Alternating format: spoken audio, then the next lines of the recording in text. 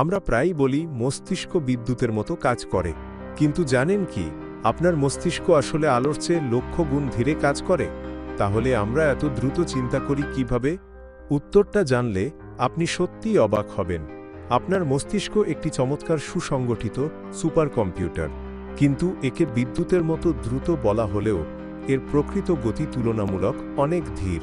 মানব মস্তিষ্কের neuron signal সর্বোচ্চ গতিতে চলে 120 মিটার প্রতি সেকেন্ডে, যা ঘন্টায় প্রায় 432 কিলোমিটার। শুনতে দ্রুত মনে হলেও এটা আলোর গতির তুলনায় লক্ষ গুণ ধীর, কারণ আলোর গতি প্রতি সেকেন্ডে প্রায় 3 লক্ষ কিলোমিটার। তাহলে আমরা এত দ্রুত চিন্তা করি কিভাবে? কারণ হল নিউরনের সংখ্যা ও সংগঠন।